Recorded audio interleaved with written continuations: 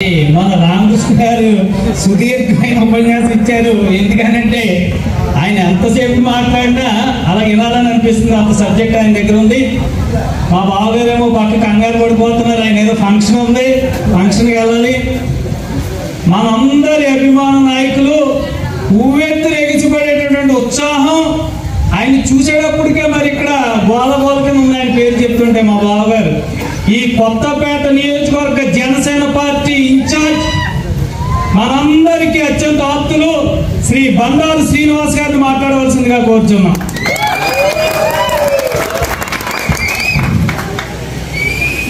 తుఫాను ముందు పిల్లగాలుల్లో ఉంటాయి. ఇప్పుడు ఆకుల రామకృష్ణ గారు మాట్లాడిన తర్వాత సుదీర్ఘంగా అన్నీ చెప్పేశారు. ఆయన మీకు చెప్పడానికి కూడా ఏం మిగలలేదేమో అనిపిస్తూ ఉంది. అలాగే ఈరోజు పెనపల్ల గ్రామం అంటే జనసేన అడ్డా మా ఇంచేతంటే గతంలోనే 2019లోనే అంత పిల్ల సైన్యంతో మేము సమానంగా అధికార పార్టీతో సమానంగా ఓటు తెచ్చిన ఘనత మన పెనపల్ల గ్రామ ప్రజలందరికీ. అదేవిధంగా యంగ్ అండ్ డైనమిక్ సోదరుడు పెనపల్ల గ్రామ సర్పంచ్ సంగీతం సుభాష్ వచ్చిన తర్వాత మొత్తం వన్ సైడ్ అయిపోయిందేమో ఈ గ్రామం. అంత అద్భుతంగా మార్పు అయితే వచ్చింది. సర్పంచ్ అత్యధిక మెజార్టీతో నక్కడం, ఎంపీటీసీ మన పట్టాభి గారు అందరూ కూడా మంచి అభివృద్ధి సాధించడం, అలాగే నియోజకవర్గంలోనే అధికార పార్టీ గ్రామాల కంటే కూడా ముందుంది మీ పెనపల్ల గ్రామం. అభివృద్ధిలో సమన్వయం చేసుకుంటూ ఒక రోడ్లు కానీ ఒక డ్రైనేజెస్ కానీ అంతా అందరినీ సమన్వయం చేసుకుంటూ గ్రామాన్ని మంచి అభివృద్ధి ముందుకు నడిపిస్తున్న మా తమ్ముడు సంగీతం సుభాష్ గారికి నా ఉదయపూర్వక ధన్యవాదాలు తెలియజేస్తూ, అలాగే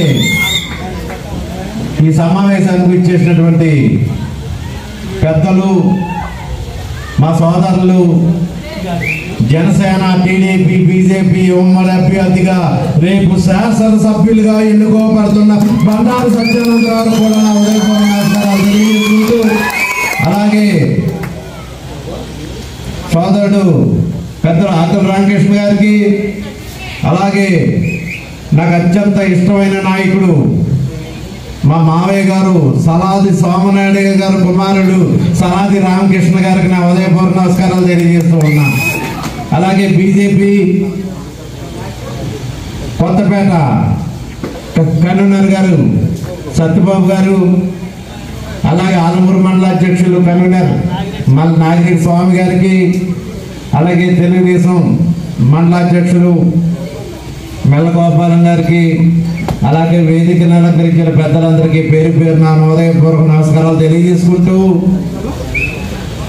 నీతి నిజాయితీ నిబద్ధత కలిగిన మా జన సైనికులకు పేరు నా హృదయపూర్వక నమస్కారాలు తెలియజేసుకుంటూ, అలాగే తెలుగుదేశం నాయకులకు, బీజేపీ కార్యకర్తలకు అందరికీ, వీర మహిళలందరికీ నా హృదయపూర్వక నమస్కారాలు. జనసేన పార్టీ అధ్యక్షులు పవన్ కళ్యాణ్ గారు ముందుగా ఈ రాక్షస పాలన పోవాలా, ఈ ధృతరాష్ట్ర కౌగిల నుంచి రాష్ట్రాన్ని కాపాడాలన్న ఒక ఆలోచనతో ప్రభుత్వ వ్యతిరేక ఓటు చీలిపోకూడదు అని చెప్పి గత 2 సంవత్సరాలుగా వారు ప్రకటించి ఈ రాక్షస పాలన అంతా ఈ విధంగా ఒక కూటమిగా ఏర్పాటు చేయడం అయితే జరిగింది. అటు నా తెలుగుదేశం జాతీయ అధ్యక్షులు నారా చంద్రబాబు నాయుడు గారితో, అలాగే మన ప్రధాని మాన్యశ్రీ మోడీ గారిని కలుపుకుని ఒక కూటమిగా ఏర్పాటు చేసుకోవడం అయితే జరిగింది. రాష్ట్ర భవిష్యత్తు కోసం, మన భావితరాల భవిష్యత్తు కోసం ఆ యొక్క ఆలోచన చేశారు. ఆయన రాజకీయాలకు అతీతంగా పార్టీ అభివృద్ధి లేదా వ్యక్తిగత స్వార్థం లేకుండా నిస్వార్థంగా రాష్ట్ర భవిష్యత్తు కోసం మన శ్రీ పవన్ కళ్యాణ్ గారు కూటమి ఏర్పాటు చేయడంలో ప్రముఖ పాత్ర వహించారన్నట్లో ఎటువంటి అనుమానం లేదు.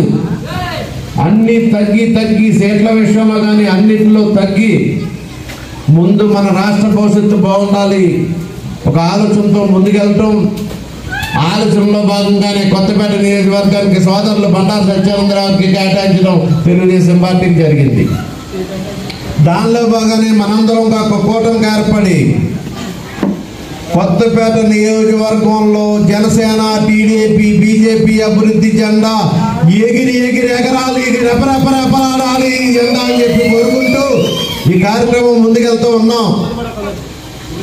చేత ప్రతి ఒక్కరూ కూడా మన రాష్ట్ర అభివృద్ధిని చూసుకోవాలి. ఎందుకంటే మన రాష్ట్రం రాజధాని రాష్ట్రంగా తయారైంది, కూల్చివేతలతో బయలుదేరింది. రాని కష్టమే నిజం చెప్పాలంటే మీరన్నట్టుగా ప్రజావేదికతో ప్రారంభమైంది, కూల్చివేతలు తప్ప అభివృద్ధి అనేది లేదు మన రాష్ట్రంలో. రాజధాని లేదు, ఒక గంజాయి ఆంధ్రప్రదేశ్గా తయారైంది. రాష్ట్రం అంతా విపరీతమైన గంజాయ. ముందుగా మేము చిన్నప్పుడు అనుకునే వాళ్ళం సినిమాల్లోనో లేకపోతే డ్రగ్స్ అంట గంజాయి అంట అనుకునే పరిస్థితులు ఉంటాయి. ఈ రోజు గ్రామాల్లోనే విచ్చలవిడిగా దొరికే పరిస్థితి. ముఖ్యంగా మన యువత పాడైపోతుంది. దాన్ని కట్టడి చేసుకోవాలి. మన భవిష్యత్తు, పిల్లల భవిష్యత్తు బాగుపడాలంటే, మన రాష్ట్ర అభివృద్ధి చెందాలంటే తప్పకుండా ఈ రాక్షసుని మనం సాగనంపే వరకు కూడా మనం 23 రోజులు విశేష కృషి చేయవలసిన పని ఉంది.